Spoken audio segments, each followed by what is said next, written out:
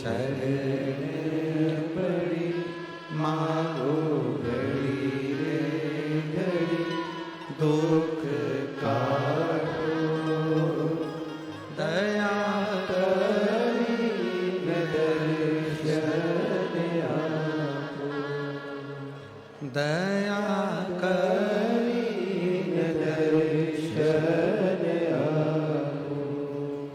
शिव कथा कह रही है, भगवान शंकर का संवाद कह रहा है, शिव महापुराण की कथा कह रहा है। स्वयं गणेश जी महाराज ने पूछा, स्वयं गणेश जी महाराज अपने माता पिता से पूछ रहे हैं, अपने माता पिता से कहा, उन्होंने कहा आज मेरे माता पिता, आज मेरे माता पिता, मेरे शंकर, मेरे पार्वती, मेरे शिव, माँ जगत जननी आज सुबह सुबह कहाँ जा रहे हैं? आज प्रातः के समय पर ब्रह्म मुहूर्त में आखिर ये कहाँ जा रहे हैं?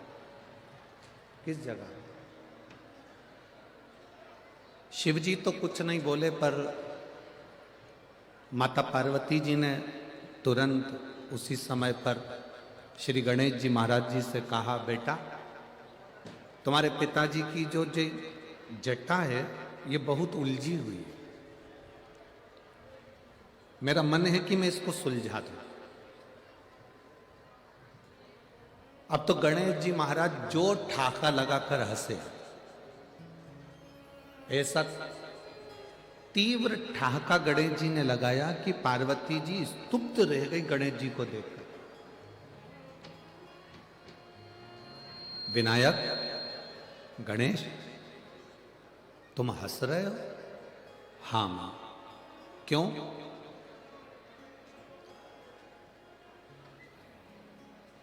गणेश जी ने कहा, मां जितनी जटा उलझी हुई है उतने पिताजी उलझे हुए हैं। तुम जटा सुलझा सकती हो पर पिताजी को नहीं सुलझा सकती। बहुत कठिन है सुलझाना। पार्वती जी भी जिद पकड़कर बैठी थी कि चाहे कुछ भी हो जाए आज भोलेनाथ जी की जटा में सुलझा के रहो। शिव जी की जटा मुझे सुलझाना है, मतलब सुलझा। अब गंगा जी के घाट पर पहुंच गए भगवान शिव और पार्वती। पार्वती जी और शंकर जी दोनों गंगा जी के जल में प्रवेश कर गए और गंगा जी के जल में शिव पार्वती दोनों प्रवेश कर कर भगवान शंकर और पार्वती जब गंगा जी के जल में प्रवेश कर कर बैठे, पार्वती जी ने उनकी जटा खोलना प्रारंभ करी।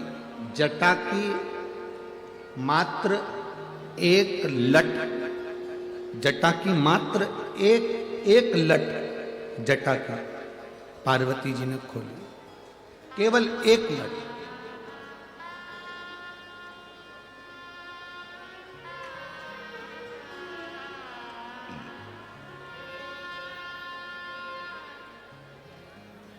शिव महापुराण की कथा कहती है, लिंग पुराण की कथा कहती है, कुर्म पुराण की कथा कहती है और स्कंद पुराण की कथा कहती है।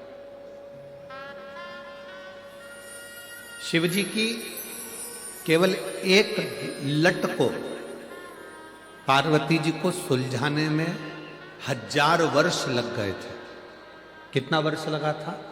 1000 वर्ष केवल शंकर जी की एक जटा की एक लट को सुलझाने में पार्वती जी को 1000 वर्ष लग गए।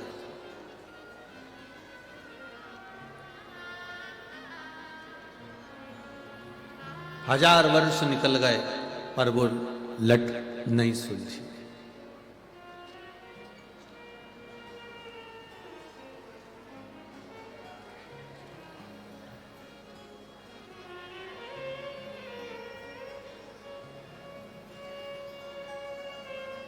बहुत एक प्रसंग आप लोगों ने सुना होगा, आपके स्मरण में आएगा।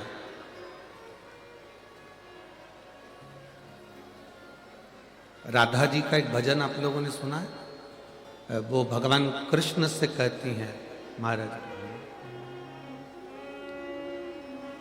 उलझी लट सुलझा जइयो मोहन, मेरे हाथ मेहंदी लगी। उलझी लट सुलझा जइयो मोहन, मेरे हाथ मेहंदी लगी। राधा जी भगवान कृष्ण से कह रही हैं कि मेरी उलझी हुई लट को सुलझा दो, मेरे हाथ में मेहंदी लगी। देवी भागवत पढ़ी है आपने से किसी ने? एक बार मौका मिले तो गीता प्रेस गोरखपुर की देवी भागवत पढ़ो, एक बार मौका मिले तो गीता प्रेस गोरखपुर की स्कंद पुराण पढ़ो, एक बार मौका मिले तो गीता प्रेस गोरखपुर की शिव महापुराण को पढ़ो, लिंग पुराण को पढ़ो। उसमें एक संवाद मिलता है कि ये कृष्ण और राधा कौन है।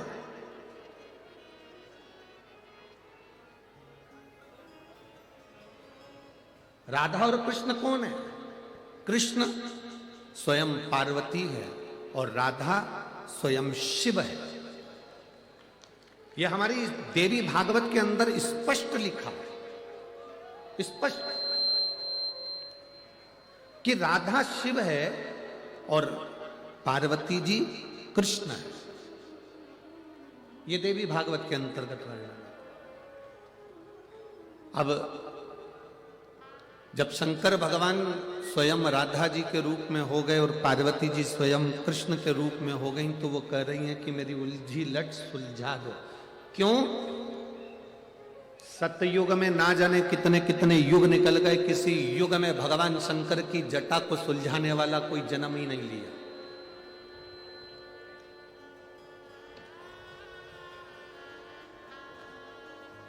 ना जाने कितने कितने युग चले गए, पर शिव जी की जटा सुलझ नहीं पाई।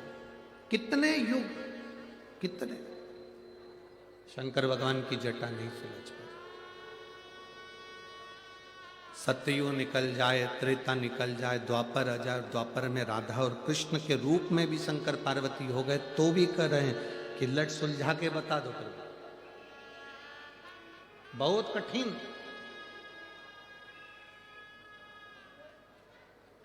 हजारों वर्ष माता पार्वती जी को शंकर जी की लट को सुलझाने में लग गए, हजारों वर्ष। संत, साधु, गुरुजन, तपस्वी, साधक, उपासक सब हाथ जोड़ जोड़ के निवेदन करते रहे माता पार्वती जी से कि ये महादेव के मस्तक की जो लट है ये सुलझ नहीं सकती। पर पार्वती तो जिद पर अड़ी हुई थी, मुझे तो लट सुलझाना है।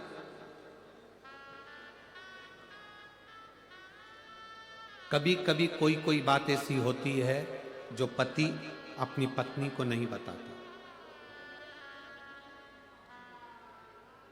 पर पत्नी भी कभी कभी जिद पकड़ कर बैठती है कि मुझे वो बात जरूर बताओ जो तुम्हारी मम्मी ने तुमसे कही। तुम्हें बताना पड़ेगा, तुम्हें कहना पड़ेगा।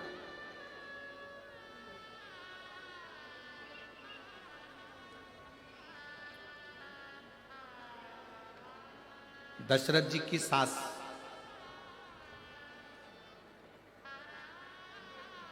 किनकी सास? जम के बोलो जरा। दशरथ जी की सास, माता केकई की मां और केकई के पिता। केकई नरेश को भगवान शिव का एक वर था।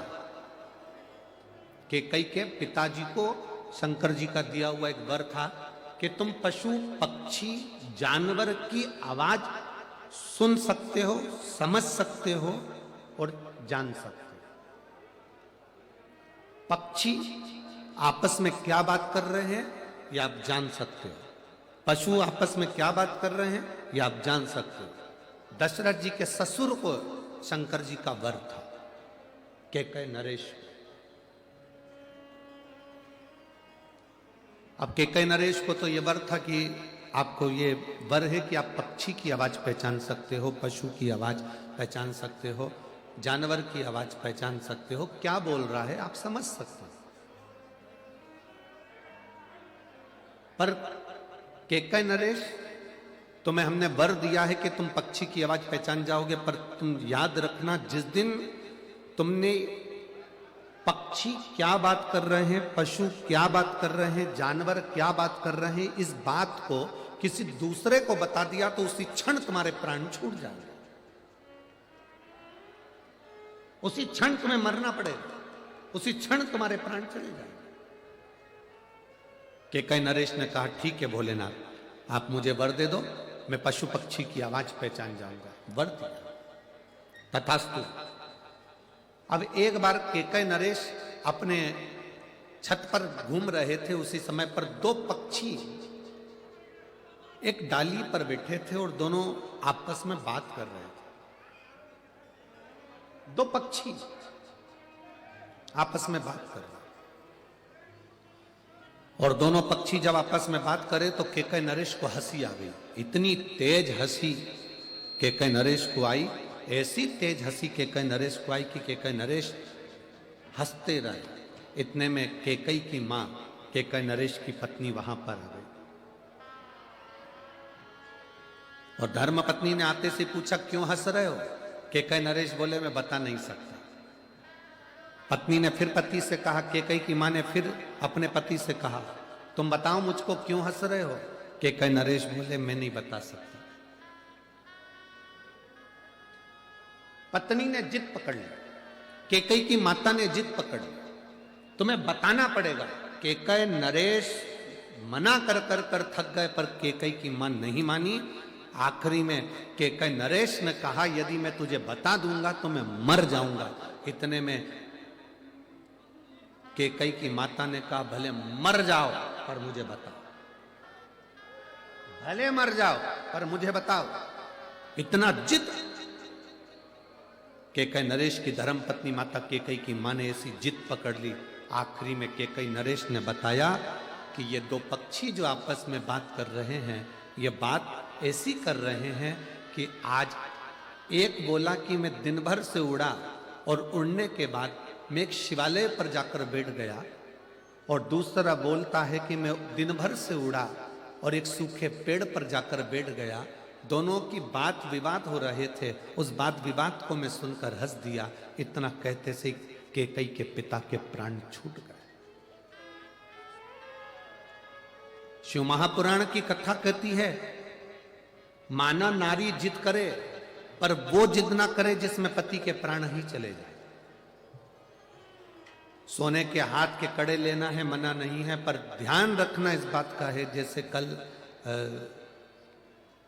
माननीय सांसद महोदय श्रीमती नवनीत जी राणा जी ने एक बात कही थी, आपके स्मरण में हो। उन्होंने क्या कहा था? पति महल में भी रह रहा है तो स्त्री उसके साथ में उसकी पत्नी है, पति झोपड़े में भी रह रहा है तो उसकी धर्म पत्नी उसके साथ में है, पति एसी में रह रहा है तो धर्म पत्नी उसका साथ है, और पति अगर पंखे में भी रह रहा है, फैन में भी रह रहा है तो धर्म पत्नी उसके साथ है। अर्थात कल उन्होंने जो कहा, एक एक नारी के हृदय में ये बात पहुंचना चाहिए।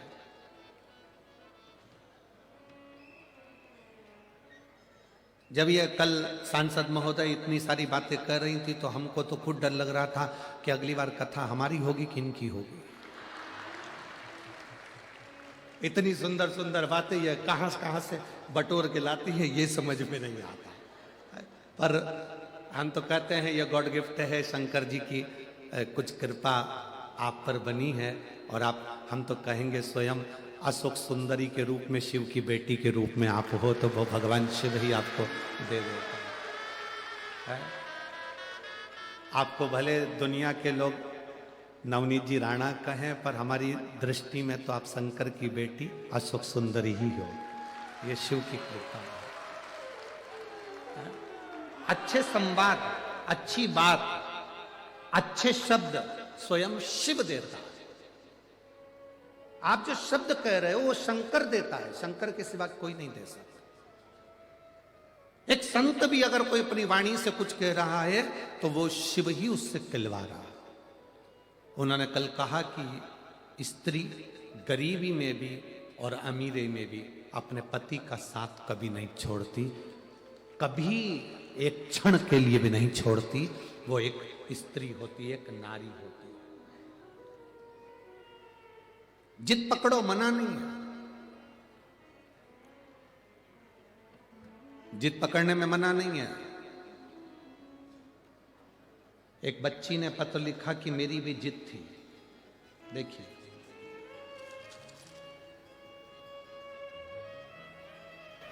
मेरा नाम पलक जोशी है, मैं बलगांव की रहने वाली हूं, मैं 11 साल की हूं। कहीं बैठी हो तो हाथ हिला सकती हूं। पलक जोशी, मैं 11 साल की हूं। आप मेरा पत्र जरूर पढ़ना, कसम है शंकर जी।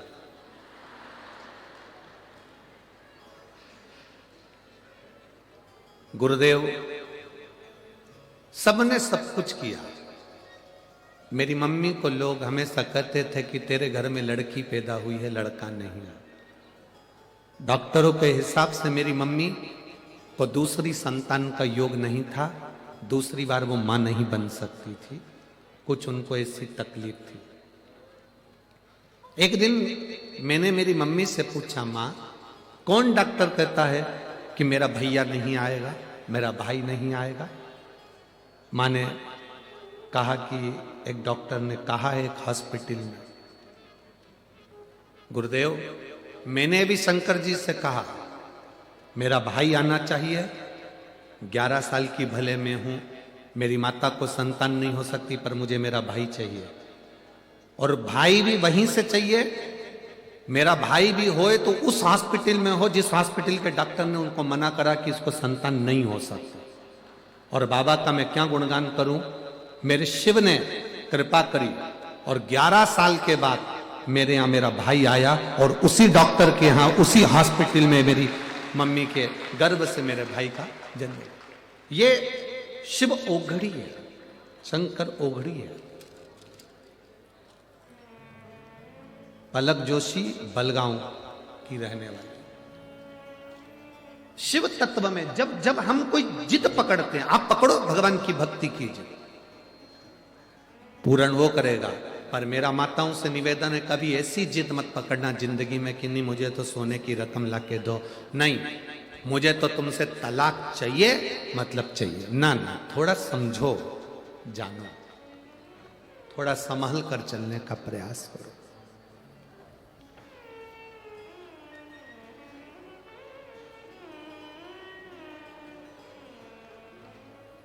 थोड़ा संभल कर चलने का प्रयास।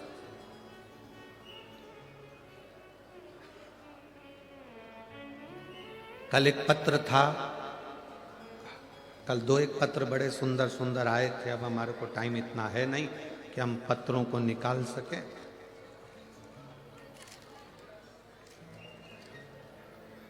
और एक पत्र बड़ा कल आया था कि एक लड़के ने पत्र लिखा था कि मुझे सोरेसिस की बीमारी हो गई थी। अगर वो लड़का यहाँ बैठा हो तो हाथ हिला सकता है। कहीं चांदूर बाजार का वो लड़का है। चांदूर बाजार यहाँ से पास में होना चाहिए शायद।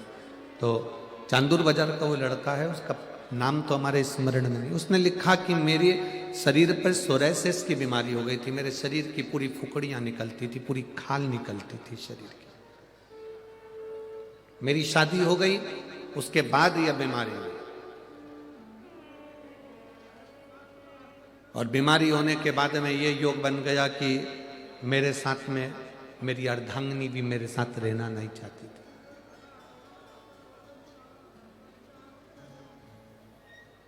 एक पत्र बड़े सुंदर आए कल।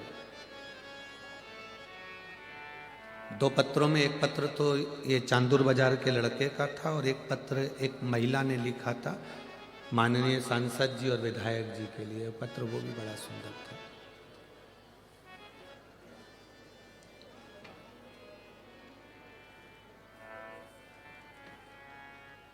उसके शरीर में सोरेसिस की बीमारी हो गई। चांदूर बाजार का वो बच्चा, उसने कहा मेरा परिवार टूटना जा रहा था, मेरा एक छोटा सा बेटा भी है।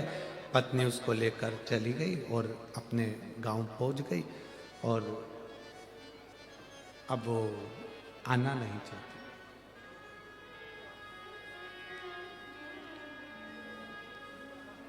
उसने पत्र में लिखा, गुरुजी 4 साल से मुझे जो बीमारी थी, मैंने भी शंकर के चरणारविंद का स्मरण करा, शिव जी को बेलपत्र चढ़ाना प्रारंभ करा और जल पीना प्रारंभ करा।